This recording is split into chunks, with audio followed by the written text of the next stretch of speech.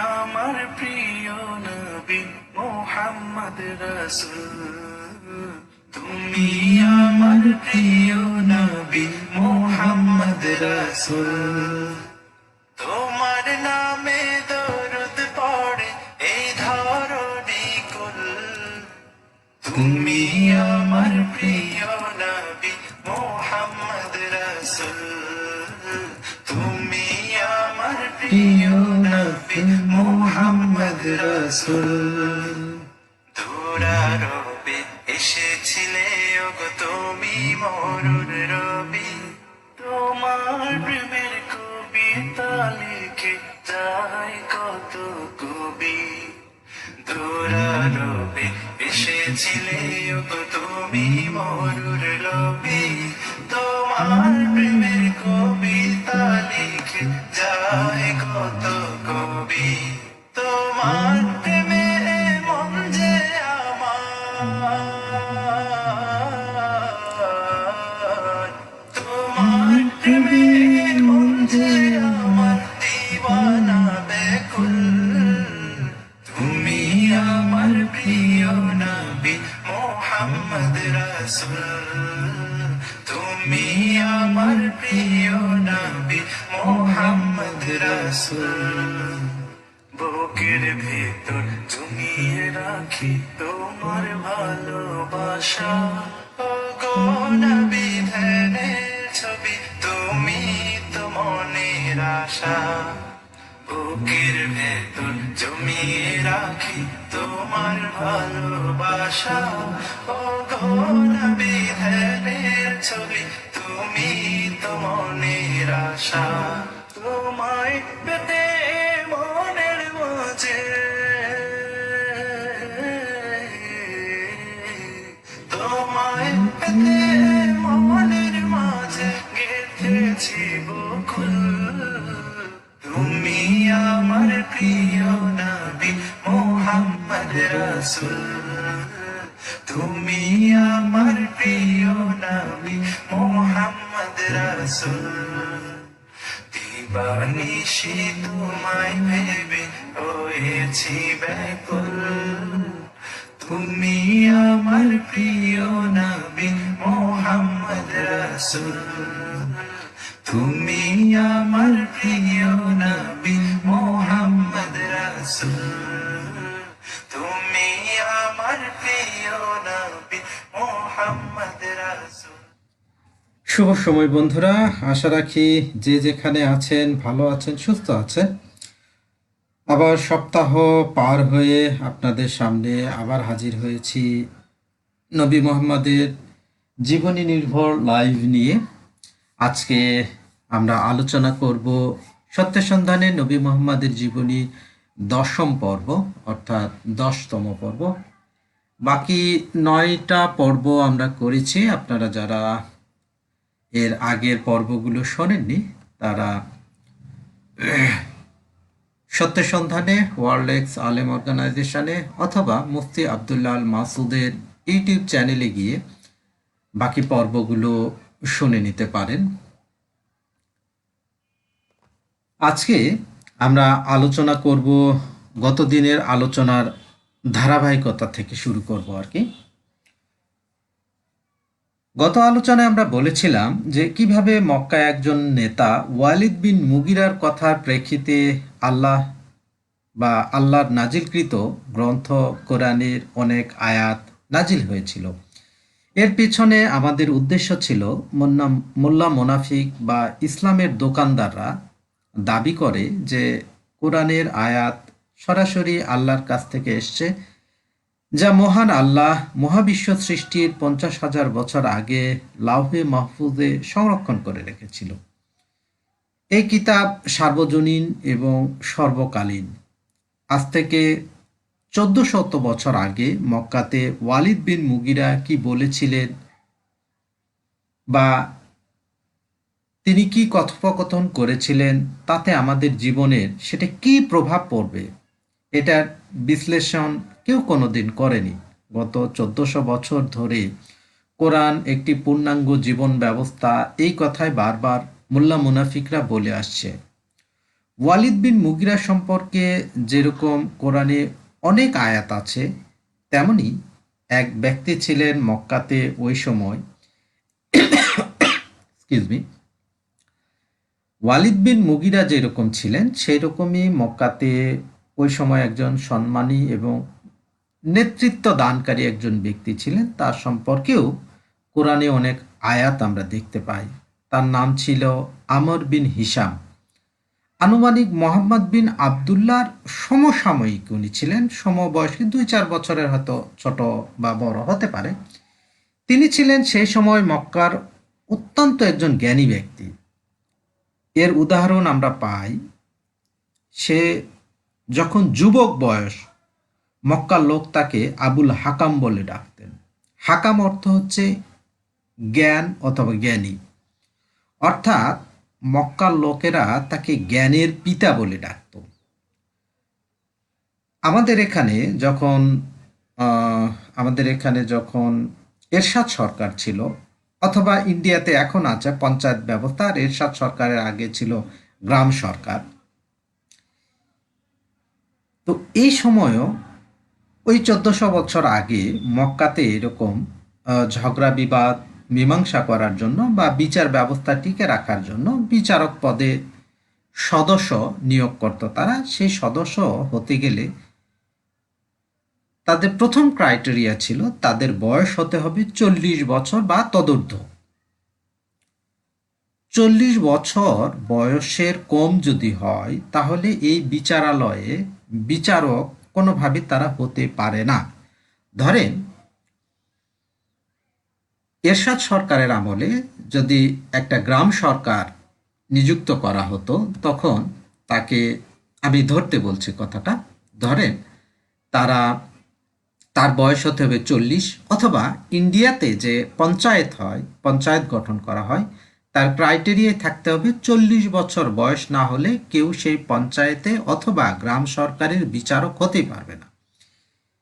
তো 1400 বছর আগে মক্কাতে এই নিয়ম ছিল যে কেউ যদি সেই সময়ের বিচারক হতে চায় তাহলে অবশ্যই তার বয়স 40 অথবা তদূর্ধ্ব হবে। তো যাই হোক, বুদ্ধি বিবেচনায় বুদ্ধি বিবেচনায় সে এত বেশি বিচক্ষণ ছিল, এ কারণে 30 বছর বয়সেই সেই বিচারক পদের মক্কার জনগণ তাকে নিয়োগ করে। এ কারণেই তার নাম দেওয়া হয়েছিল আবুল হাকাম। আমি এর আগেই বলেছি, হাকাম শব্দের অর্থ হচ্ছে জ্ঞান বা জ্ঞানী। আবুল হাকাম বলা হয় এ কারণে তাকে যে উনি অত্যন্ত জ্ঞানী এবং মেধাবী মানুষ ছিল, এই জন্য মক্কার লোকেরা তাকে জ্ঞানের পিতা বলে ডাকত। সে সময় মোহাম্মদ বিন আবদুল্লাহ এবং ইসলামের বিরোধী ছিল। এ কারণে ইসলামের যে সাহিত্য অথবা ইসলামের যে ইতিহাস আমরা পড়ি, সেই ইতিহাসে তার নামকরণ করা হয় আবু জাহেল নামে। জাহেল অর্থ হচ্ছে অজ্ঞতা বা মূর্খ। আবু জাহেল অর্থ হচ্ছে মূর্খের পিতা। তার আসল নাম ছিল আমর বিন হিসাম। এখন দুটো জিনিস আপনারা কল্পনা করুন, 1400 বছর আগে মক্কার যে জনগোষ্ঠী ছিল তারা তাকে ডাকত আবুল হাকাম বলে, অর্থাৎ জ্ঞানের পিতা হিসাবে। আর মোহাম্মদ বিন আবদুল্লাহ এবং ইসলামী সোর্স শুধুমাত্র ইসলাম ধর্ম অথবা মোহাম্মদ, আল্লাহ, জিব্রাইলকে না মানার কারণে তার নামকরণ করা হয় আবু জেহেল নামে। জাহেল অর্থ হচ্ছে মূর্খ অথবা অজ্ঞতা। মূর্খের পিতা বলা হচ্ছে মোহাম্মদ বিন আবদুল্লাহ বলছেন। যাই হোক, গত পর্বে দু একজন কমেন্ট করে বলেছিল যে মোহাম্মদ বিন আবদুল্লাহ বললে ভালোভাবে চেনা যায় না। তো লাইভের শুরুতেই আমি আবার বলে নিচ্ছি, মোহাম্মদ বিন আবদুল্লাহ মানেই হচ্ছে সেই ব্যক্তি যাকে আমরা রহমতুল্লিল আলামিন বলি। উনি হচ্ছেন আমাদের মহানবী, শেষ নবী, সর্বশ্রেষ্ঠ নবী মোহাম্মদ সাল্লাল্লাহু আলাইহি সাল্লাম। মোহাম্মদ বিন আবদুল্লাহ আমি যখনই নাম উচ্চারণ করব আপনারা ধরে নিবেন যে আমি মোহাম্মদ সাল্লাল্লাহু আলাইহি সাল্লামের কথাই এখানে উল্লেখ করছি। এখন আমরা দেখব যে আবু জেহেল অথবা আবুল হাকাম অথবা আমর বিন হিশাম সম্পর্কে ইসলামের যে রেফারেন্স গ্রন্থ আছে সেই রেফারেন্স গ্রন্থে কি লেখা আছে। আমি প্রত্যেকটা সোর্স এখানে যেটা ব্যবহার করব সেগুলো ইসলামের আদি সোর্স এবং অথেন্টিক সোর্স, যেগুলো মুসলিমরা মেনে চলে, সেই সোর্সগুলো আমি দেখানোর চেষ্টা করব। আমি প্রথম দেখাবো সিরাতে রাসূলুল্লাহ ইবনে ইসহাকের সোর্সটা। আমি এটা একটু মিউট করি আর সিরাতে রাসূলুল্লাহ গ্রন্থটা একটু স্ক্রিনে নিয়ে আসি। আপনাদের এর আগেও বলেছি যে ইবনে ইসাকের সিরাতে রাসূলুল্লাহ গ্রন্থ নিশ্চয় আপনারা স্ক্রিনে দেখতে পাচ্ছেন। শহীদ আখন্দ অনুদিত যে গ্রন্থ, আমি সেই গ্রন্থ থেকে আপনাদের দেখাবো। এই গ্রন্থের 309 পৃষ্ঠায় কি বলা হচ্ছে আমি সেটা দেখানোর চেষ্টা করব।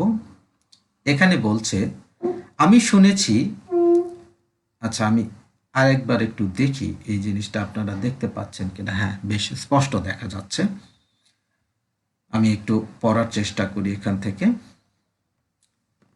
আমর বিন হিশাম অথবা আবু জেহেল সম্পর্কে এখানে বলা হচ্ছে 309 নম্বর পৃষ্ঠায়, আপনারা পড়ে দেখতে পারেন। আমি শুনেছি আবু জেহেল একদিন এসে রাসূল সাল্লাল্লাহু আলাইহি সাল্লামকে বলল, ঈশ্বরের দোহাই মোহাম্মদ, হয় তুমি আমাদের দেবদেবীদের গালাগালি বন্ধ করো, না হয় আমরাও তোমার ওই আল্লাহকে গালিগালাজ শুরু করব। আমি আবার পড়ছি। এখানে বলা হচ্ছে, আমি শুনেছি আবু জেহেল একদিন রাসূল সাল্লাল্লাহু আলাইহি সাল্লামকে বললেন, ঈশ্বরের দোহাই মোহাম্মদ, হয় তুমি আমাদের দেবদেবতাদের গালিগালাজ বন্ধ করো, না হলে আমরাও তোমার ওই আল্লাহকে গালিগালাজ শুরু করব। তার মানে কি? তার মানে এখানে দেখা যাচ্ছে রাসূল সাল্লাল্লাহু আলাইহি সাল্লাম রাহমাতুল লিল আলামিন কুরাইশদের যে দেবদেবী ছিল এই দেবদেবীদের গালমন্দ করত। তার বিনিময়ে, তার প্রেক্ষিতে আবু জেহেল, যার বলা হচ্ছে আবুল হাকাম, অথবা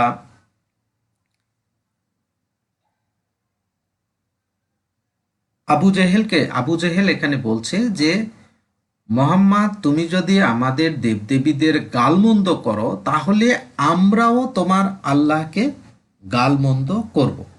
যখন মোহাম্মদ বিন আবদুল্লাহ নিজেকে নবী হিসাবে দাবি করা শুরু করেন, সে সাথে কাবার যে দেবদেবী ছিল সেই দেবদেবীদের মিথ্যা এবং একমাত্র আল্লাহ যে সঠিক, এ কথা কিন্তু তিনি প্রচার এবং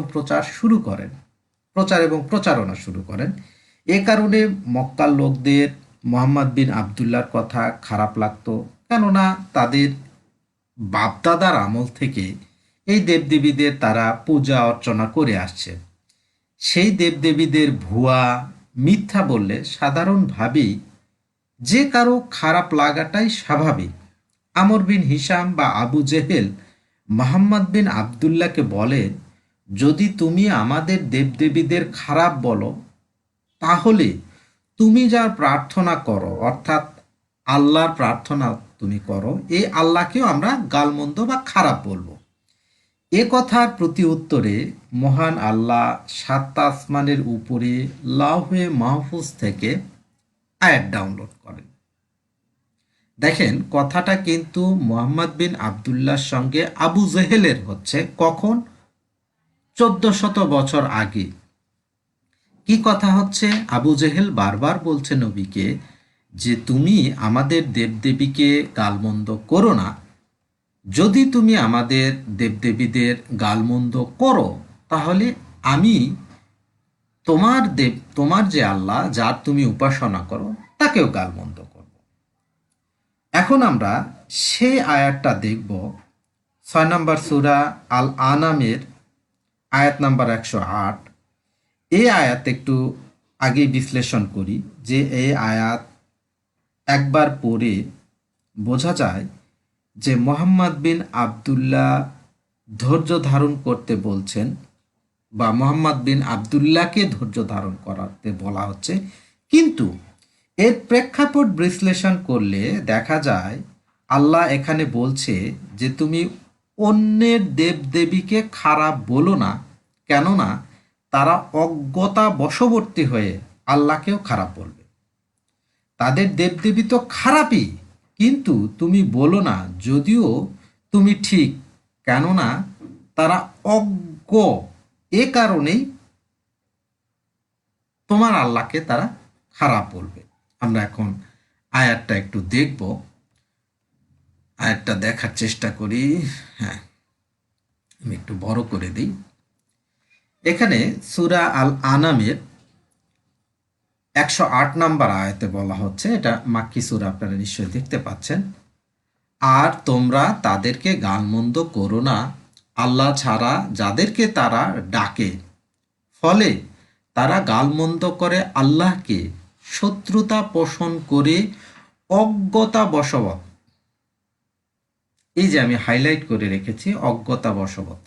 এভাবেই আমি প্রত্যেক উম্মতের জন্য তাদের কর্ম শুভিত করে দিয়েছি, তারপর তাদের রবের কাছে তাদের প্রত্যাবর্তন, অতঃপর তিনি জানিয়ে দেবেন তাদেরকে যা তারা করত।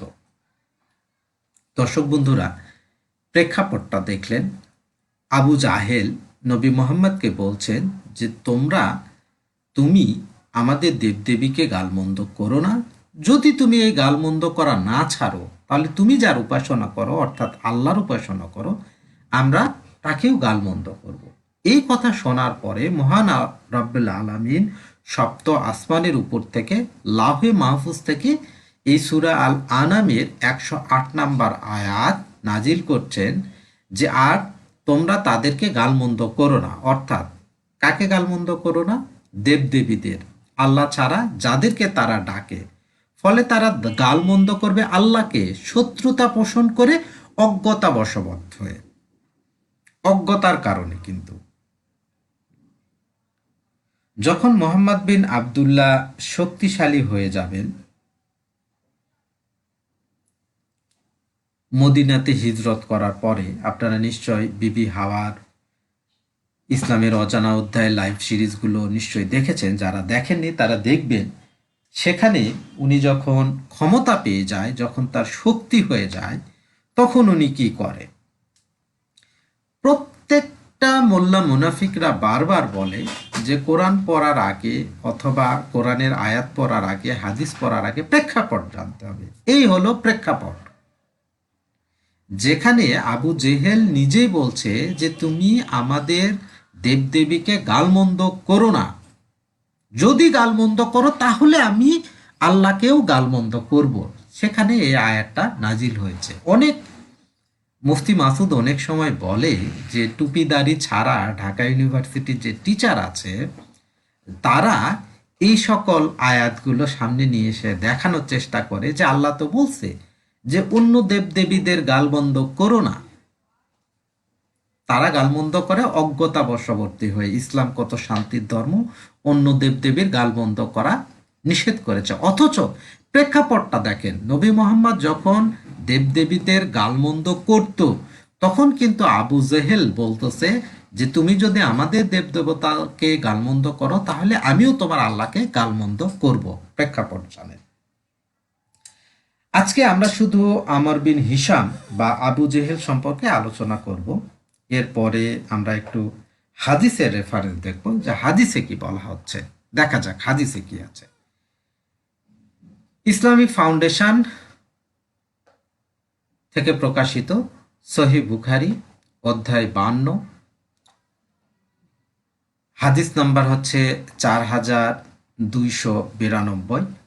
আহমদ রহমতুল্লাহ আলাই আনাস ইবনে মালিক রাদিয়াল্লাহু থেকে বর্ণিত, আবু জাহেল বলেছিল, হে আল্লাহ, এটা যদি তোমার পক্ষ থেকে সত্য হয় তবে আমাদের উপর আকাশ থেকে প্রস্তর বর্ষণ করো, কিংবা আমাদেরকে মর্মদণ্ড শাস্তি দাও। তখনই নাজিল হলো সরি তখনই নাজিল হলো, আল্লাহ এমন নহেন যে তুমি তাদের মধ্যে থাকবে অথচ তিনি তাদেরকে শাস্তি দিবেন, এবং আল্লাহ এমনও নহেন যে তারা ক্ষমা প্রার্থনা করবে অথচ তিনি তাদেরকে শাস্তি দিবেন। এবং তাদের কি বা বলার আছে যে আল্লাহ তাদেরকে শাস্তি দিবেন না, যখন তারা লোকদের মসজিদুল হারাম থেকে নিবৃত করে, যদিও তারা এর তত্ত্বাবধায়ক নয়, মুত্তাকিগুন এর তত্ত্বাবধায়ক, কিন্তু তাদের অধিকাংশই তা অবগত নয়। অর্থাৎ আবু জাহেল বলছে যে যদি তুমি সত্য হয়ে থাকো তাহলে তোমার পক্ষ থেকে পাথরের বৃষ্টি বর্ষণ করো, যেরকম আমরা সূরা ফিলের এক ইয়েতে দেখেছিলাম যে হস্তি বাহিনীকে নবী মুহাম্মাদের আল্লাহ পাথর বা কঙ্কর বর্ষণ করে তাদেরকে ভাগিয়ে দিয়েছিল আর কি। এই যে কথোপকথন, এটা কিন্তু হাদিসের একটা সোর্স আমি এখানে দেখালাম। এই হাদিস তো আর আমি বানাইনি, এই হাদিস ইসলামিক সোর্স থেকে আসছে, ইসলামিক রেফারেন্সে নিচ্ছি। এখানে হাদিসে আসছে আবু জাহেল বলছে যে যদি তোমার আল্লাহ সঠিক হয়ে থাকে আকাশ থেকে পাথর বর্ষণ করতে বলো, আমাদের শাস্তি দাও। তখন আল্লাহ নাজিল করছেন সূরার আয়াত। আমি বারবার এটা বলার চেষ্টা করছি যে মুহাম্মদ বিন আবদুল্লাহ যখন ধর্মপ্রচার শুরু করেন, ইসলামের প্রচার শুরু করেন, তখন মক্কাতে যেসব লোকদের সঙ্গে বাদানুবাদ ঝগড়া হয়, ঠিক তার পরপরই আল্লাহ লাহে মাহফুজ থেকে জিব্রাইলের মাধ্যমে আয়াত নাজিল করে। আবু জাহেল মোহাম্মদ বিন আবদুল্লাহকে বলছেন, তোমার আল্লাহ যদি থেকে থাকে তাহলে তাকে বলো আমাদের উপর পাথরের বৃষ্টি বর্ষণ করতে। একথা শোনার পরে মরুভূমির ছোট্ট একটা শহর মক্কা, তার চেয়েও ছোট্ট একটা মানুষ আমর বিন হিসামের কথার জবাবে মহান আল্লাহ তাআলা সঙ্গে সঙ্গে আয়াত নাজিল করছে। এখন আয়াতটা কি, আমরা এই আয়াত দেখব। আয়াতটা হচ্ছে সূরা আনফাল ৮ নম্বর সূরা, যেটা তার ৩১, ৩২ এবং ৩৩ নম্বর আয়াত। এখানে বলা হচ্ছে, তাদের কাছে যখন আমার আয়াত পাঠ করা হয় তখন তারা বলে শুনলাম তো, ইচ্ছে করলে এরকম কথা আমরাও বলতে পারি। এগুলো তো আগের কালের কেচ্ছা কাহিনী ছাড়া আর কিছুই না। স্মরণ করো যখন তারা বলেছিল, হে আল্লাহ, এটা যদি তোমার নিকট থেকে প্রেরিত সত্য দিন হয় তাহলে আমাদের উপর আসমান থেকে পাথর বর্ষণ করো, কিংবা আমাদের উপরে কোনো যন্ত্রণাদায়ক শাস্তি নিয়ে এসো। তুমি তাদের মাঝখানে থাকো, তুমি তাদের মাঝে থাকা অবস্থায় আল্লাহ তাদেরকে শাস্তি দিবেন না, এবং যখন তারা ক্ষমা প্রার্থনা করতে থাকবে এরূপ অবস্থায়ও আল্লাহ তাদেরকে শাস্তি দিবেন না। দেখেন, আবু জাহেলের যে কথা, ঠিক একই কথা, সেম কথার উত্তরে আল্লাহ আয়াত নাজিল করছে। কেন আয়াত নাজিল করছে? আবু জাহেলের কথার প্রেক্ষিতে। আবু জাহেলকে মক্কার একজন নেতা। মক্কা কোথায়? সামান্য একটা মরুভূমিতে। এই মরুভূমি কোথায়? মধ্যপ্রাচ্যের একটা জায়গায়। এই মধ্যপ্রাচ্য কোথায়? এশিয়া মহাদেশের একটা দেশ। এশিয়া মহাদেশটা কোথায়? এই পৃথিবীর একটা অংশ। এই পৃথিবী কি সৌরজগতের একটা, সৌর পরিবারের একটা অংশ। এরকম সৌর পরিবার মহাবিশ্বে এক লেখার পরে 22টা শূন্য দিলে যতগুলো গান, মানে যত সংখ্যা হয়, সেই সংখ্যার সমান পুরো মহাবিশ্বে এরকম সৌরজগতের মতো নক্ষত্র আছে। তাহলে সামান্য আবু জেহেলের কথাতে মহাবিশ্বের স্রষ্টা উনি আয়াত নাজিল করছে কোথা থেকে? লাউহে মাহফুজ থেকে। এই লাউহে মাহফুজ কি? এই লাউহে মাহফুজে কোরআন লিখিত রূপে আছে পৃথিবীর সৃষ্টির নাকি 50,000 বছর আগে। একটু ভাবার চেষ্টা করুন, বোঝার চেষ্টা করুন, উপলব্ধি করার চেষ্টা করুন। আমি জাস্ট লিঙ্কগুলো একটু মেলানোর চেষ্টা করছি।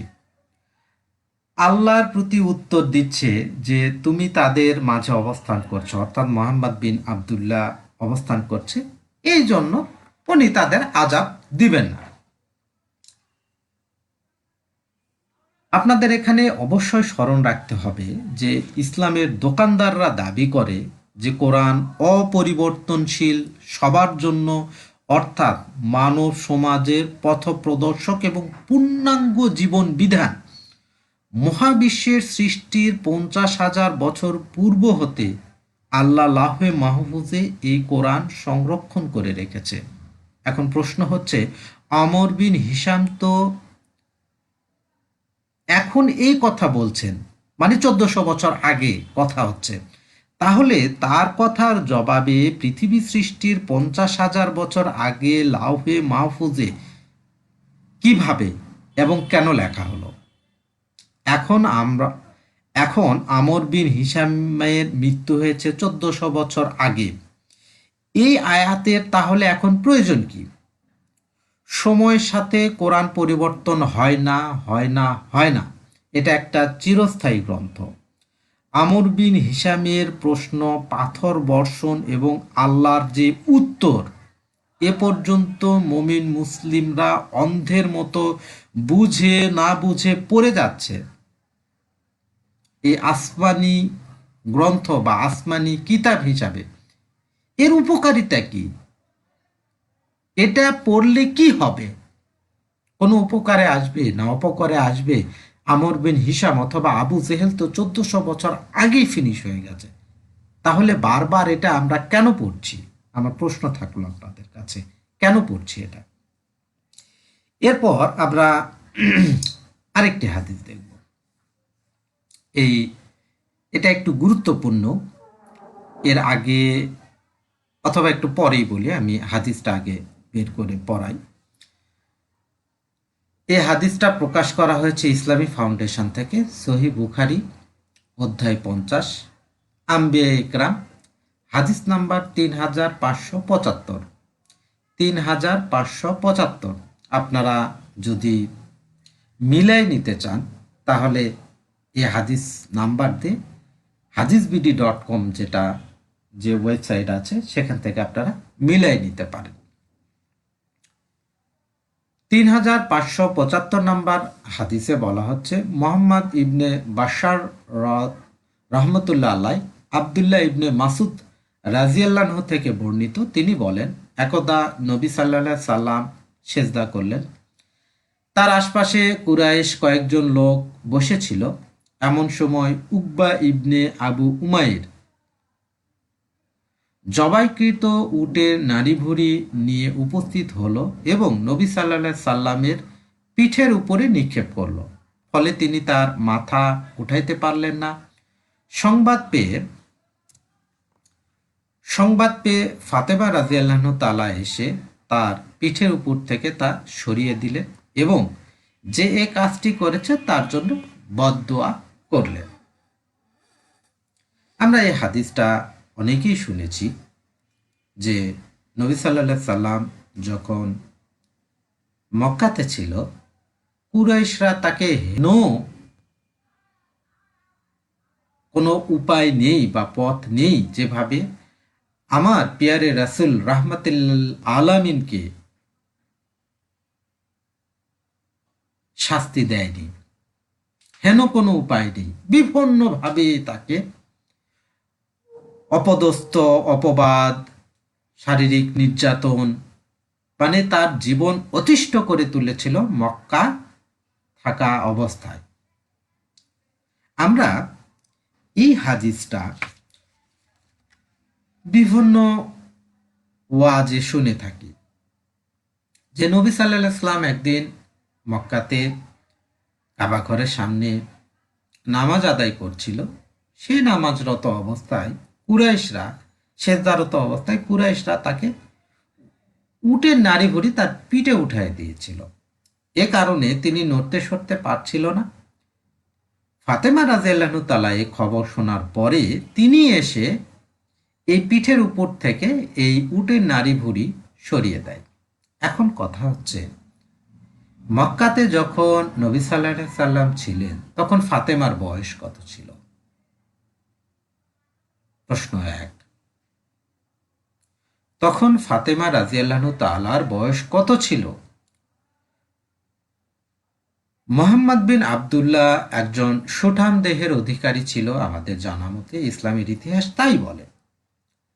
তার পিঠের উপরে উটের ভুঁড়ি তুলে দিল, সে সেটা সরাতে পারল না, অথচ ফাতেমা নামে তার যে কন্যা শিশুটি ছিল সে এসে উটের নাড়ি ভুঁড়ি পিঠ থেকে সরায় দিল, আর তারপর নবী মোহাম্মদ সেখান থেকে উঠল।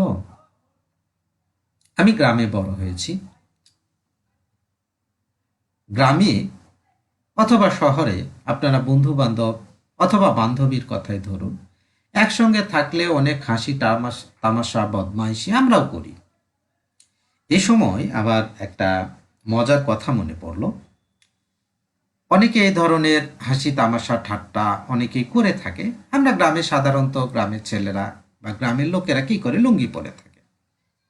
তো বন্ধু বান্ধব 5-10 জন যখন একসঙ্গে হই তখন এক বন্ধুকে টার্গেট করি এবং সে যখন আনমনে অন্য খেয়ালে থাকে তখন লুঙ্গিটা ধরে আস্তে টান মারলে লুঙ্গিটা খুলে যায়। লুঙ্গির যেহেতু বেল্ট নেই, হুক নেই, বোতাম নেই, প্যাচ দিয়ে রাখে, টান দিলে খুলে চলে যায়। তো এই লুঙ্গি টান দিলে অন্য বন্ধু কি হয়, বিব্রত হয়, আর বাকি বন্ধুরা হো হো করে হাসাহাসি করি। এটা জাস্ট একটা ফান করি আমরা বন্ধুদের সঙ্গে। আপনারাও নিশ্চয় 10 জন বন্ধু একসঙ্গে হলে এই ধরনের অনেক মজাদার ঘটনা আপনাদের জীবনেও আছে। অথবা ছোটবেলায় যখন পুকুরে আমরা গোসল করতাম তখন কি করতাম, যে পুকুর থেকে আগে উঠে যাইতে চেষ্টা করতো তাকে করতাম কি, সে পারে উঠে যখন গাটা গামছা দিয়ে অথবা তোয়ালে দিয়ে মুছে ফ্রেশ হয়ে বাড়ির উদ্দেশ্যে রওনা হতো তখন করতাম কি, তার গায়ে কাদা দিতাম। কাদা দিলে সে আবার এসে গোসল করতো আমাদের সঙ্গে। দুষ্টমি করতাম, জাস্ট দুষ্ট করতাম। কেন দুষ্ট করতাম? যে সে যেন আমাদের সঙ্গে গোসল করে, তার সান্নিধ্য আমরা চাই, তাকে একটু বিরক্ত করছি। আমি যেটুকু আমার উপলব্ধি, যেটুকু আমার বোধ, সেখান থেকে আমি বুঝতে পারি যে নবী মুহাম্মাদের সঙ্গে জাস্ট ঠাট্টা অথবা উপহাস করার জন্য তার সমবয়সী যারা আছে তারা এগুলো করেছে। তাছাড়া উটের যে নাড়ি ভুঁড়ি ছিল সেটা এমন হেভি ওয়েট ছিল না যে নবী মোহাম্মদ সেটা সরাতে পারেনি, অথচ শিশু বাচ্চা আয়েশা সেখানে এসে সরায় দিয়েছে। বোঝার চেষ্টা করুন। অথচ আমি তারপরে একটু এখানে বলছে যে যে কাজ করেছে তার জন্য বদদোয়া করলেন। আমি পরের অংশ পড়ি। এরপর নবী সাল্লাল্লাহু আলাইহি সাল্লাম মাথা উঠিয়ে বললেন, ইয়া আল্লাহ, পাকড়াও করো কুরাইশ নেতৃবৃন্দকে। পড়ুন, এখানে লেখা আছে, দেখেন, হাদিসটা আমি বানাইনি। উনি বললেন, ইয়া আল্লাহ, পাকড়াও করো কুরাইশ নেতৃবৃন্দদের, আবু জাহেল ইবনে হিশাম, উতবা ইবনে রাবিয়া, সাইবা ইবনে রাবিয়া, উমাইর ইবনে খালাফ অথবা উবাই ইবনু খালাফ। উমাই ইবনু খালাফ অথবা উবাই ইবনে খালাফ এ বিষয়ে শোবা রাবি সন্দেহ করেছেন। ইবনে মাসুদ রাদিয়াল্লাহু তাআলা বলেন, আমি এদের সবাইকে বদর যুদ্ধে নিহত অবস্থায় দেখেছি। বুঝুন, আমি এদের সবাইকে বদর যুদ্ধে নিহত অবস্থায় দেখেছি। উমায়ের অথবা উবাই ব্যতীত এদের সবাইকে সেদিন একটি কূপে নিক্ষেপ করা হয়েছিল। আপনারা যদি বিবি হাওয়ার ইসলামের অজানা অধ্যায় পড়েন, গোলাপ মাহমুদের লিখিত যে বইটা রিভিউ আমরা করছিলাম, সেই লাইভগুলো যদি আপনি পড়েন, সেই লাইভগুলো যদি আপনারা শোনেন অথবা বইটা পড়েন ইসলামের অজানা অধ্যায়, সেখানে কিন্তু বদর যুদ্ধের একটা ঘটনা আপনারা সেখানে পাবেন। সেখানে বলা হয়েছে যে বদর যুদ্ধে যাদেরকে নিহত করা হয়েছিল তাদেরকে নিচু একটা জমিতে, নিচু একটা ভূমিতে তাদের লাশগুলো স্তূপ করে ফেলে দেওয়া হয়েছিল। তাহলে এখানে সেটাই বলা হচ্ছে, উমায়ের অথবা উবায়ের ব্যতীত এদের সবাইকে সেদিন একটি কূপে নিক্ষেপ করা হয়েছিল। তার গ্রন্থিগুলো এমনভাবে বিচ্ছিন্ন হয়েছিল যে তাকে কূপে নিক্ষেপ করা যায়নি। হাদিসের মান সহিহ পুনরুল্লিখিত। বর্ণনাকারী রাবি আব্দুল্লাহ ইবনে মাসউদ। এই হাদিস পড়লে আমরা সামান্য কিছু ইঙ্গিত পাই, কিন্তু ইন ডিটেলস আমি নিজেও এই হাদিস পড়ে প্রথমে বুঝতে পারিনি। হয়তো জিজ্ঞেস করবেন যে আপনি যেহেতু বোঝেননি তাহলে কেন এই হাদিস এখানে দেখাচ্ছেন। আসি, আমরা এটা বাংলা পড়লাম, এখন একটু ইংরেজি পড়ি। Narrated Abdullah, while the Prophet was posting surrounding by some of Quraysh, Ubay bin Muati brought the instant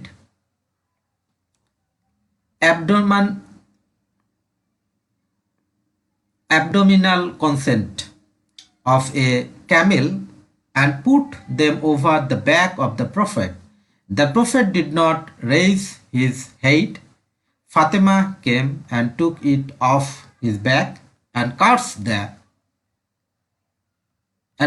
the one who had done the haram.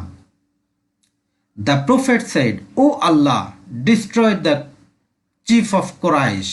এখানে কিন্তু বলা হচ্ছে, "ও আল্লাহ, destroy the chief of Quraysh, Abu Jahl bin Hisham, Utba bin Rabia, Shaiba bin Rabia, Umayr bin Khalif or Ubayr bin Khalif."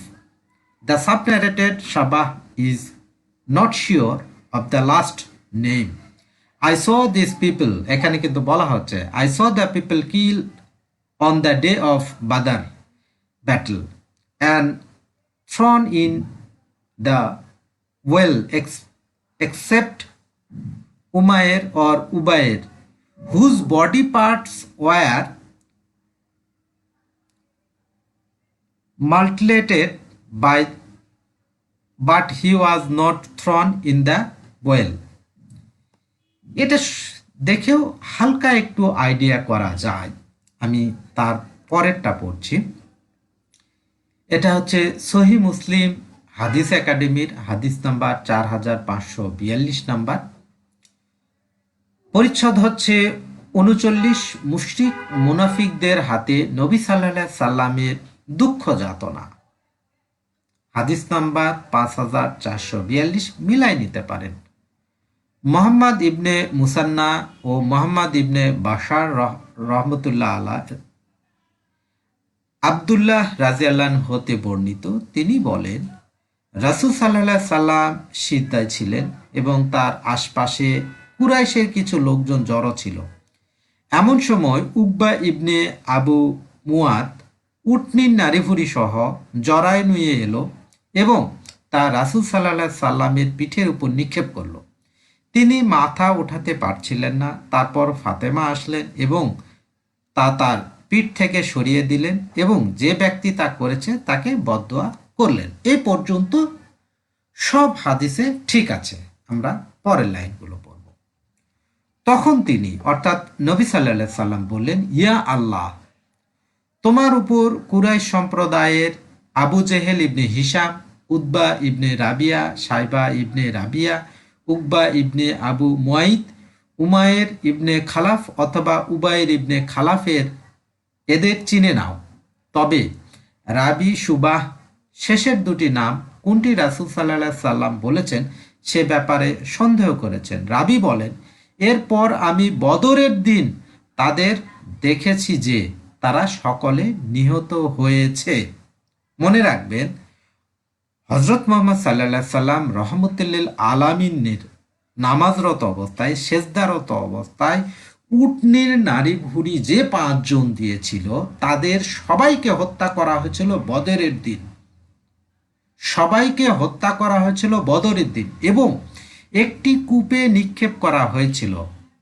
মর্মান্তিক ঘটনা দেখুন, কেবল উমায়ের বা উবায়ের লাশ বাদ ছিল।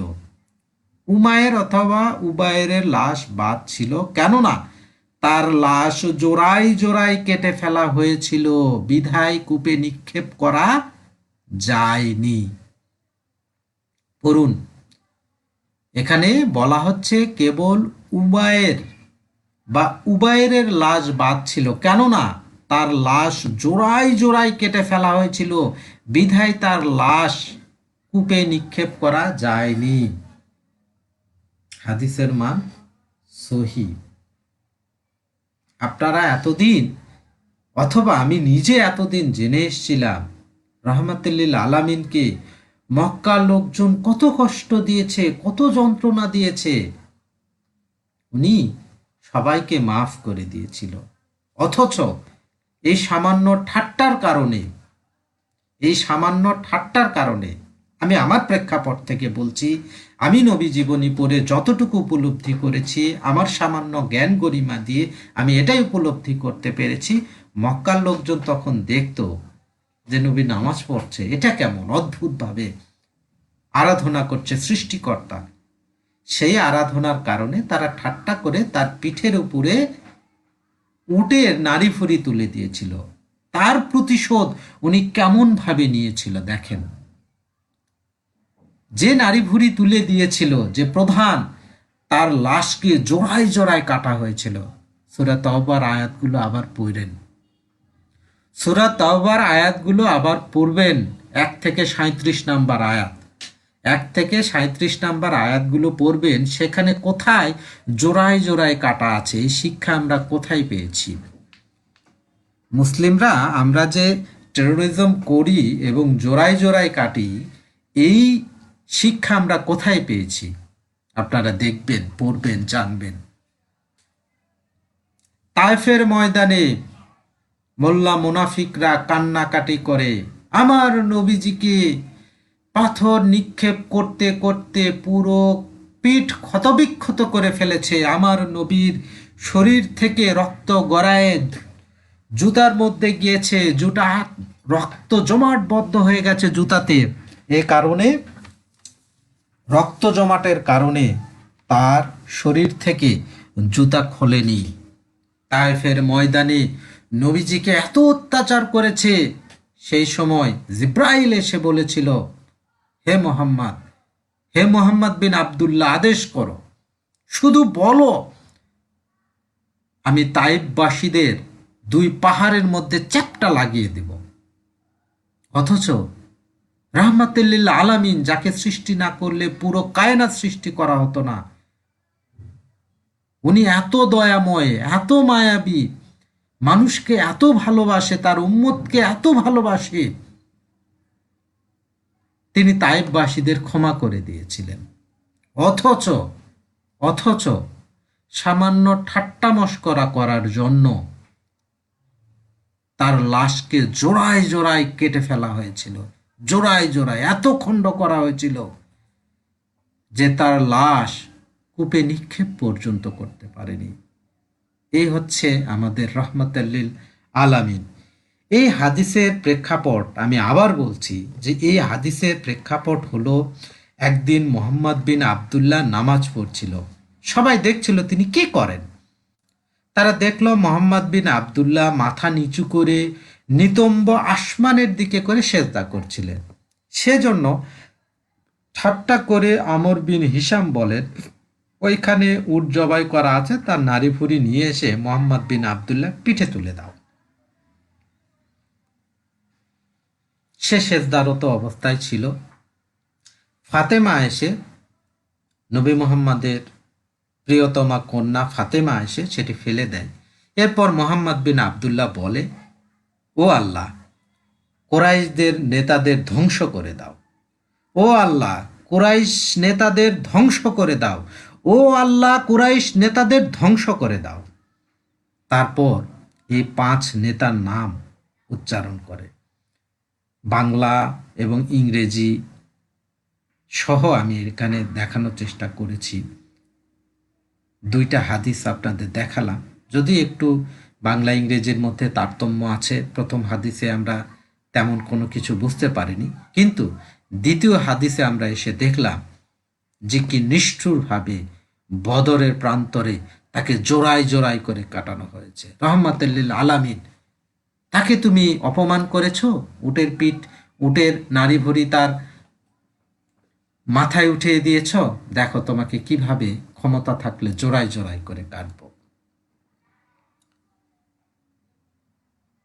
এই যে ইসলামের দোকানদাররা গত 1400 বছর ধরে আমাদের বলে আসছে মোহাম্মদ বিন আবদুল্লাহ এত দয়াবান মাটির মানুষ ছিল। বুড়ির কাটা দেওয়ার ইতিহাস তো আপনারা জানেনই, যে একজন বুড়ি কাটা দিত, নবী মোহাম্মদ নামাজ পড়তে গিয়ে কষ্ট হতো, সেই বুড়িকে দেখতে পায়নি একদিন। নবী মোহাম্মদ এতই দয়ার শরীর ছিল, তার বাড়িতে চলে গেছে, এই বুড়ি কাটা দাও না কেন, তোমার কি হয়েছে? গিয়ে দেখে বুড়ি অসুস্থ। সেই বুড়ির সেবা শুশ্রূষা করে তাকে সুস্থ করে তুললেন। তখন সেই ইহুদি বুড়ি মুসলমান হয়ে গেলেন। আজ 1400 বছর ধরে এই ইতিহাসে আমাদের পড়ানো হচ্ছে, অথচ সেটা জাল হাদিস। এখন মোল্লা মুনাফিকরাই বলে, এখন কেন বলছো? কারণ কি? এখন আমাদের হাতের নাগালে তথ্যসূত্র আছে, আমরা বের করে ফেলবো। যে কোনো হুজুরকে আটকিয়ে দেব যে আপনি তো ভুল হাদিস বলছেন, ভুল হাদিস ব্যাখ্যা করে আসেন। এতদিন শুনে আসছি, কখনো প্রতিবাদ করিনি, এখন সময় আসছে আপনাদের ধরিয়ে দেওয়ার। এই হচ্ছে অবস্থা। যাই হোক, এই সম্পর্কে অনেক কথা বললাম, আজকে বলিওছি যে আমি পুরোটা আবু জেহেলকে নিয়ে আলাপ আলোচনা করব, এর বেশি বেশি কিছু বলবো না। এর পরবর্তীতে আমি আসি যে এরপরে রেফারেন্স আমি ইবনে ইসাকের সিরাতে রাসূলুল্লাহ গ্রন্থ থেকে দেখানোর চেষ্টা করব। ইবনে ইসাকের সিরাতে রাসূলুল্লাহ গ্রন্থটা আরেকবার একটু বের করে আমি দেখাই। আমি কিছুই বলছি না, যা ইসলামিক সোর্স থেকে এসছে সেগুলোই তথ্যসূত্র মিল করে জাস্ট আপনাদের দেখাচ্ছে। আবার দেখাচ্ছি ইবনে ইসাকের সিরাতে রাসূলুল্লাহ গ্রন্থ। আমি শহীদ আকন্দের অনুদিত যে গ্রন্থটি আছে সেই গ্রন্থটি রেফারেন্স হিসাবে নেই। এটা সংকলন প্রথমা প্রকাশনী থেকে প্রকাশ করা হয়েছে। যাই হোক, এই গ্রন্থের আমরা 317 নম্বর পৃষ্ঠায় দেখব যে এখানে কি বলা হচ্ছে। 317 নম্বর পৃষ্ঠায় আমরা দেখব, 317 নম্বর পৃষ্ঠায় এসে গেছি। 317 এবং 318 দুটাই দেখব। নিশ্চয় আপনারা পড়তে পারছেন। যদি আপনারা পড়তে পারেন বা স্পষ্ট অক্ষরগুলো দেখতে পারেন তাহলে আমাকে একটু কমেন্টে জানাবেন যে আমি যেটা পড়ছি আপনারা সেটা দেখছেন আর কি। এখানে 317 নম্বর পৃষ্ঠায় বলা হচ্ছে, আল্লাহ যখন জাক্কুম গাছ দিয়ে তাদের মধ্যে সন্ত্রাস সৃষ্টির কথা উল্লেখ করেছিল, তখন আবু জাহেল ইবনে হিশাম বলেছিল, মোহাম্মদ যে তোমাদের জাক্কুম গাছের ভয় দেখাচ্ছে, সেই গাছ তোমরা চেনো? কুরাইশ ভাই সবাই বলল যে তারা তা চেনে না। অর্থাৎ আমি এখানে আরেকটু বলার চেষ্টা করছি। এখানে বলছে আল্লাহ যখন জাক্কুম গাছ দিয়ে, এখানে বলা হচ্ছে যে আল্লাহ যখন জাক্কুম গাছ দিয়ে তাদের মধ্যে সন্ত্রাস সৃষ্টির কথা উল্লেখ করছিলেন, তখন আবু জেহেল ইবনে হিশাম বলছিলেন, মোহাম্মদ যে তোমাদের জাক্কুম গাছের ভয় দেখাচ্ছে, সেই গাছ তোমরা চেনো কুরাইশ ভাই সব? কুরাইশরা তখন বলল যে না, আমরা তা চিনি না।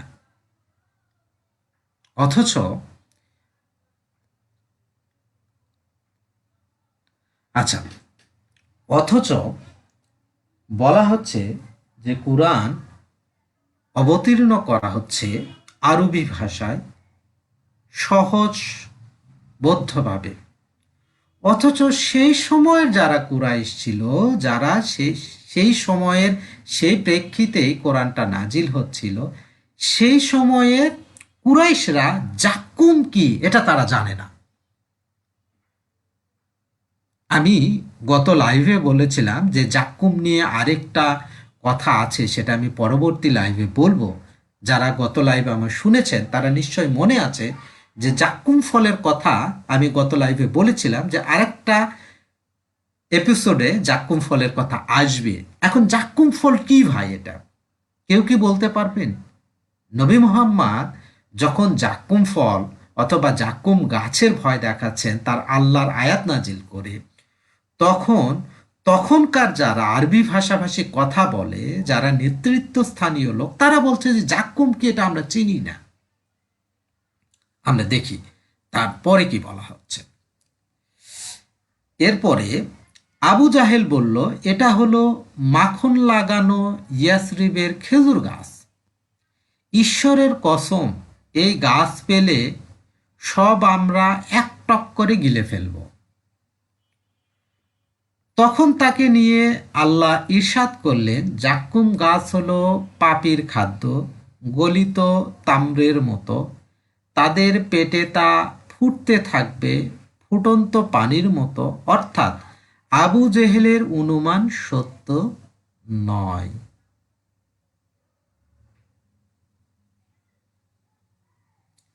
এখানে আবু জেহেল যখন বলছেন যে এটা হলো মাখন লাগানো ইয়াসরিবের খেজুর গাছ, ঈশ্বরের কসম, এই গাছ পেলে আমরা তা টক করে গিলে ফেলবো। অর্থাৎ সম্ভবত এরকম হতে পারে যে এইটা একটা খেজুর গাছ, যে খেজুর গাছে খেজুর ধরে সেই খেজুরটা মাখনের মতো। আবু জেহেল বলছে যে এই খেজুর যদি আমরা পাই তাহলে টক করে গিলে ফেলবো। তখন আল্লাহ কি বলছে দেখেন, আল্লাহ বলছে জাক্কুম গাছ হলো পাপীর খাদ্য, গলিত তাম্রের মতো। তাদের পেটে তা ফুটতে থাকবে এবং ফুটন্ত পানির মতো। অর্থাৎ আবু জেহেল যা অনুমান করছে সেটা সত্য নয়। আমি আবার বলি ব্যাপারটা, আমি এটা একটু শেয়ার থেকে সরাই।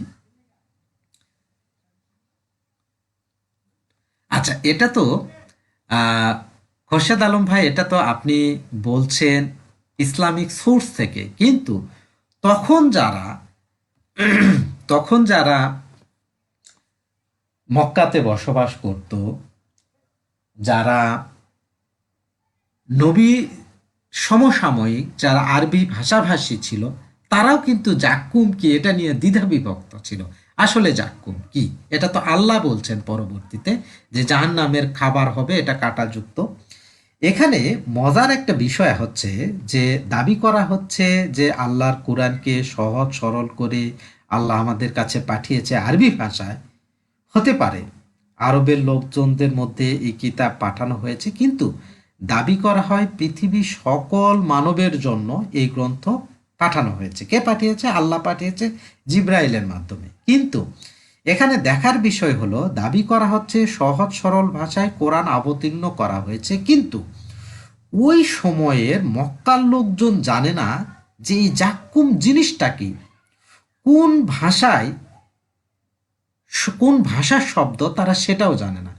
কিছু কিছু স্কলার দাবি করে যে ইয়েমেনে এক ধরনের ভাষা প্রচলিত ছিল যাকে ইয়েমেনি ভাষা বলা হয় বা বলা হতো, সেই শব্দ থেকে এই জাক্কুম শব্দটা ধার করা হয়েছে। এটা আরবি শব্দ নয়। এই শব্দ ব্যবহার করা হতো সেই সব খাবারে যে সব খাবার খেলে বমি বা বমিটিং হয়। অনেক ইসলামী স্কলার এটা দাবি করে আর কি। মোহাম্মদ বিন আবদুল্লাহ যে জাক্কুম ফল দিয়ে তাদের ভয় দেখাচ্ছে যে তোমরা জানো জাক্কুম কি জিনিস,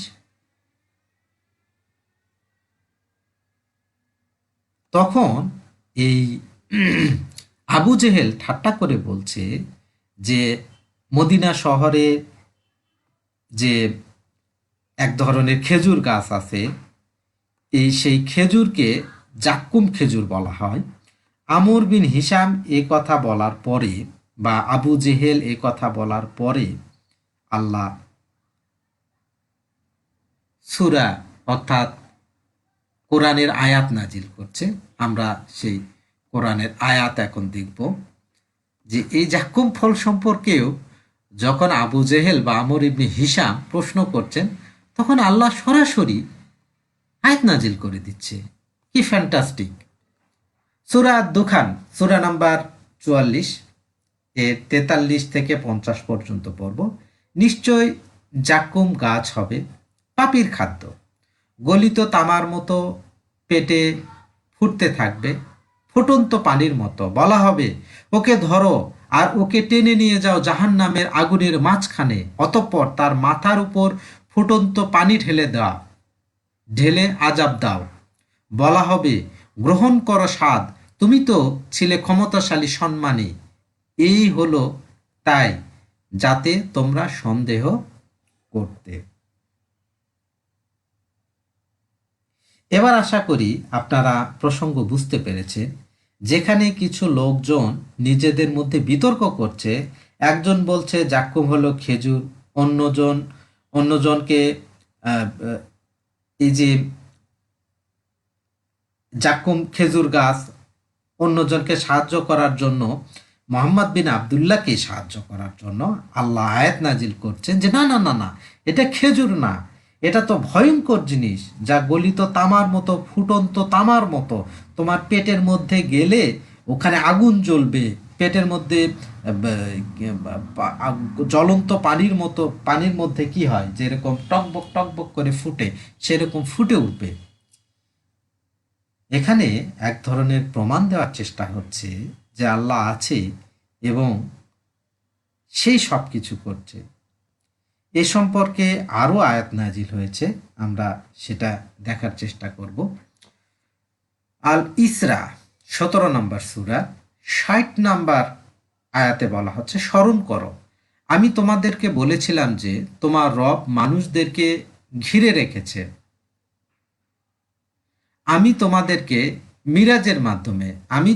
মিরাজের মাধ্যমে যে দৃশ্য দেখিয়েছি তা, এবং কুরআনে উল্লিখিত অভিশপ্ত জাক্কুম গাছটিও মানুষদেরকে পরীক্ষা করার জন্য, যে কারা তা বিশ্বাস করে নেককার হয় আর কারা তা অবিশ্বাস করে পাপী হয়। আমি তাদেরকে ভয় দেখাই ও সাবধান করি, কিন্তু তাতে তাদের চরম অবাধ্যতায় বৃদ্ধি পায়। এখানে মোহাম্মদ বিন আবদুল্লাহ বলছেন, যারা জাক্কুম গাছ নিয়ে তামাশা করছে তাদের তামাশা করা উচিত নয়। আর আল্লাহ বলছে যে আমি তো তোমাকে একটা গাধার পিঠে চড়িয়ে, বোরাক, যা টানা আছে সেই বোরাকে চড়িয়ে মোহাম্মদ বিন আবদুল্লাহকে তো 7 আসমান ভ্রমণ করিয়েছি। সেখানে আল্লাহ বলছে আমি তাকে সেটি দেখিয়েছি, যেটা কোনো স্বপ্ন ছিল না, এটা পুরোটাই সত্যি ছিল। এজন্যই তোমাদেরকে তা দেখানো হয়েছিল যেন লোক, তোমাকে তা দেখানো হয়েছিল যেন লোক তোমার কথা বিশ্বাস করে। কিন্তু যখনই তাকে বলা হচ্ছে তারা বিশ্বাস করছে না, তাদের তো অবাধ্যতাই বৃদ্ধি পাচ্ছে। মরুভূমির আল্লাহ উত্তর দিচ্ছে আমর বিন হিসামের কথার প্রেক্ষিতে। চিন্তা করে দেখেন। এর পরের রেফারেন্স আমরা দেখব ইবনে কাসিরের তাফসির ইবনে কাসির গ্রন্থ থেকে। আমি এই এটা একটু সরাই নিই। এই তাফসির ইবনে কাসিরে দাবি করা হয়, তাফসির ইবনে কাসিরের প্রেক্ষাপটে আমি একটু কথা বলি। সেটা হচ্ছে যে কোরআন সম্পর্কে দাবি করা হয় যে কোরআনটা সহজ সরল, এমন সুন্দর ভাষায় নাজিল করা হয়েছে যেন মানুষ তা সহজে বুঝতে পারে। কিন্তু আমি এখানে বাজি ধরে বলতে চাই, যত বুদ্ধিমান ব্যক্তি হোক, যত জ্ঞানীগুণী ব্যক্তি হোক, কোরআন যদি উনি একা একা পড়া শুরু করে, একবারে সূরা ফাতিহা থেকে পড়া শুরু করে, তাহলে উনি কোরআন পড়ে কিচ্ছু বুঝবেন না। কোরআনকে বোধগম্য উপায়ে যদি বুঝতে হয়, তাহলে আপনাকে অবশ্যই তাফসির পড়তে হবে। আপনারা নিশ্চয় জানেন তাফসির ইবনে কাসির অনেক প্রসিদ্ধ ইসলামিক স্কলারদের কাছে এবং অনেক গ্রহণযোগ্য একটি কিতাব। ইসলামে যে বইগুলো একেবারেই গ্রহণযোগ্য, আমি সেই বইগুলোর রেফারেন্স দিব। এর বাইরে কোনো গ্রন্থের রেফারেন্স আমি এখানে দেখাবো না। আমি দেখাচ্ছি তাফসির ইবনে কাসির 18 খণ্ড, অর্থাৎ 18 খণ্ড। এটার মূল গ্রন্থ লিখেছে ফায়েজ এমাদউদ্দিন ইবনে কাসির রহমতুল্লাহ আলাই। আর অনুবাদ করেছে ডাক্তার মোহাম্মদ মুজিবুর রহমান। আমি এটা কোন প্রকাশনী থেকে প্রকাশ করা হয়েছে তাও দেখায় দিচ্ছি। প্রকাশক তাফসির পাবলিকেশন কমিটি।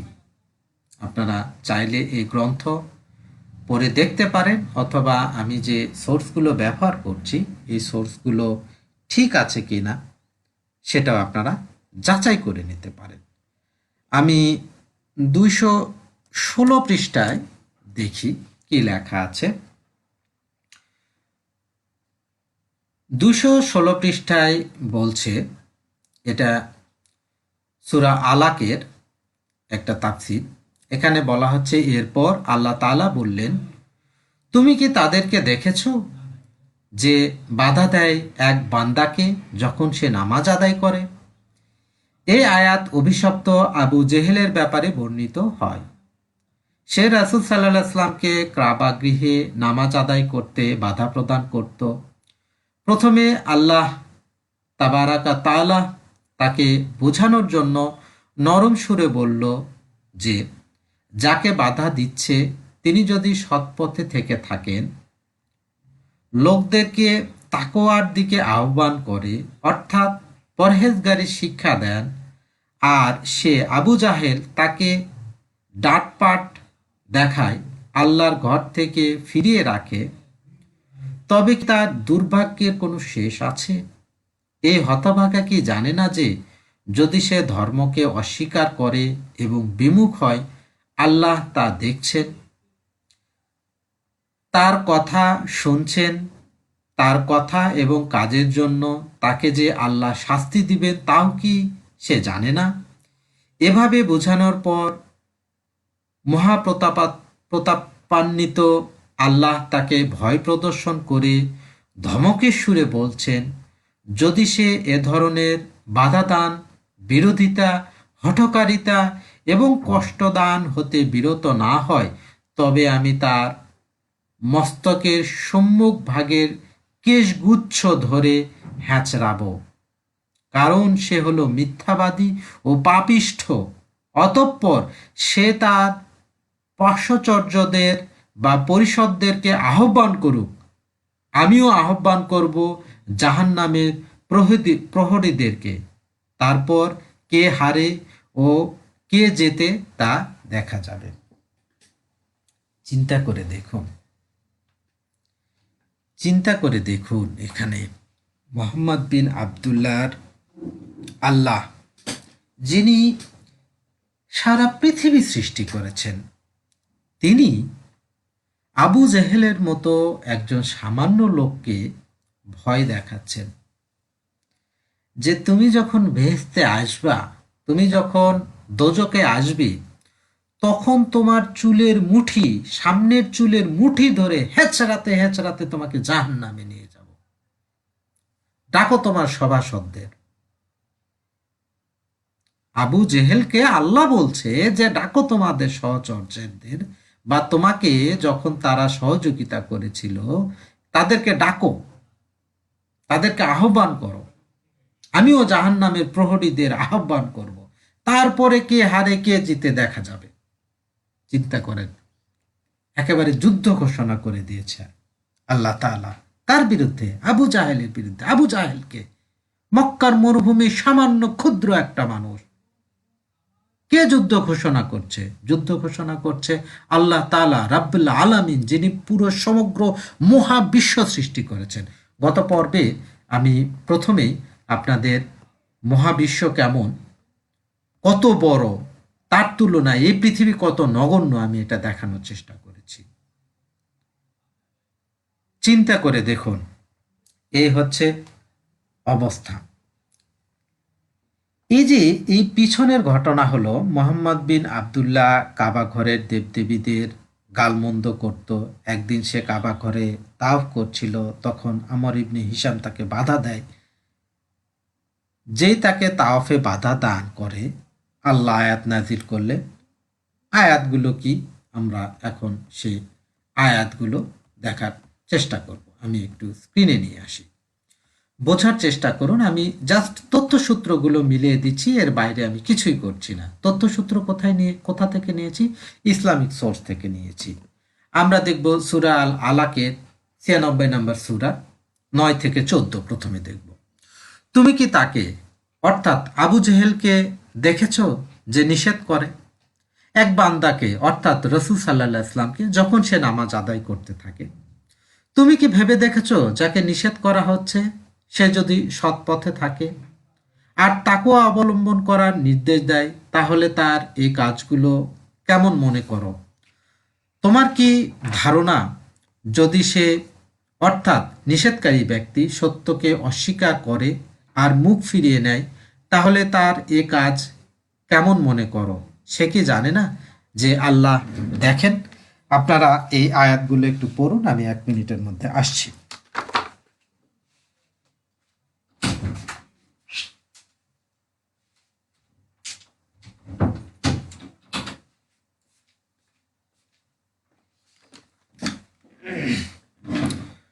দর্শক বন্ধুরা, এখানে আবু জেহেলের মতো সামান্য একজন ব্যক্তি কয় ফিট হতে পারে? বড়জোর 6 ফিট 7 ফিট হতে পারে। সেই ব্যক্তির সঙ্গে আল্লাহ মনে হচ্ছে যে একেবারে ঝগড়াঝাটি নেমেছে। এই ঝগড়াঝাটি কোথায় পড়ছি? আমরা কোরআনের আয়াতে পড়ছি। এরপরের আয়াতগুলো আমরা এখন দেখার চেষ্টা করি, 15 থেকে 19 নাম্বার পর্যন্ত। না, সে যা করতে চায় তা কখনো করতে পারবে না। সে যদি বিরত না হয়, তাহলে আমি অবশ্যই তার মাথার সামনের চুলগুচ্ছ ধরে হেঁচড়ে নিয়ে যাব। মিথ্যাচারী পাপাচারীর চুলগুচ্ছ। কাজেই সে তার সভাসদদের ডাকুক, আমিও আযাবের ফেরেশতাদের ডাকব। না, তুমি কখনো তার অনুসরণ করো না। তুমি সেজদা করো আর আল্লাহর নৈকট্য লাভ করো। চিন্তা করেন, আল্লাহ আবু জেহেলকে বলছে যে আমি তোমার মাথার চুলের সামনের অংশ টেনে হেঁচড়ে নিয়ে যাব। আযাবের ফেরেশতা মানে কি? দোজকের যে ফেরেশতা আছে তাদেরকে উনি আল্লাহ ডাকবেন আবু জেহেলকে শাস্তি দেওয়ার জন্য। এই হচ্ছে রেফারেন্সগুলো আজকে আপনাদের সামনে আমি উপস্থাপন করলাম।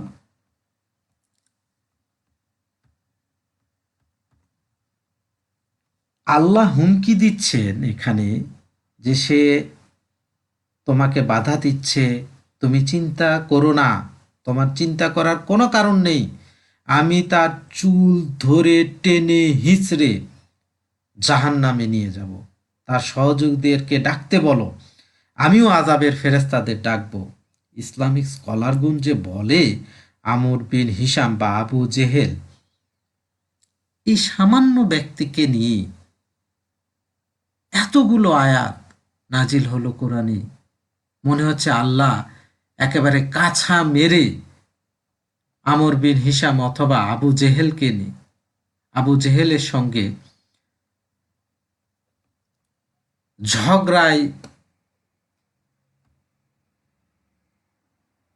ঝগড়া করছে, এরকম অবস্থা। আবু জেহেল একটা সামান্য ব্যক্তি, তাকে নিয়ে আল্লাহর কোরআনে এতগুলো আয়াত, আর উনি শুধু ঝগড়া করেই যাচ্ছে, ঝগড়া করেই যাচ্ছে। যাই হোক, ইসলামিক যে স্কলার আছেন তারা দাবি করেন যে এই আমর বিন হিশাম বা আবু জেহেল এই ব্যক্তির জন্য, শুধু পার্টিকুলার এই ব্যক্তির জন্য কোরআনে 84টা আয়াত নাজিল হয়েছে। কতটা? 84টা আয়াত নাজিল হয়েছে আমর বিন হিশামের জন্য। এখন সম্পূর্ণ কোরআনে আয়াত সংখ্যা কত? যদিও আয়াতটি একটু বিশৃঙ্খলতা আছে, এক একজন এক এক রকম বলে। আমি ধরে নিলাম যে কোরআনে আয়াত আছে 6236টা, শয়তানের 3টা আয়াত বাদ দিয়ে। শয়তানের 3টা আয়াত বাদ দিয়ে আপনারা যারা পূর্ববর্তী এই লাইভ সিরিজ শোনেননি তারা শুনে দেখতে পারেন যে সেখানে আমি শয়তানের আয়াত অথবা স্যাটানিক ভার্স নিয়েও একটা পর্ব করেছিলাম। এই যে ৬,২৩৬টা আয়াত আছে, এটাকে যদি আপনি পার্সেন্টেজ করেন তাহলে দেখা যাবে যে ৮৪টা আয়াত শুধু আবু জাহেলকে নিয়েই আল্লাহ নাজিল করেছে। তাহলে দেখা যাচ্ছে যে ৬,২৩৬টা আয়াতকে যদি আপনি পার্সেন্টেজ করেন তাহলে এই ৮৪ আয়াতকে যদি করেন তাহলে দেখা যায় যে 1%-এরও বেশি কোরআনে শুধু আবু জাহেলকে নিয়েই লেখা। 1%-এরও বেশি আয়াত শুধুমাত্র একটা ব্যক্তি আবু জাহেলকে নিয়ে লেখা। আপনারা এখন চিন্তা করেন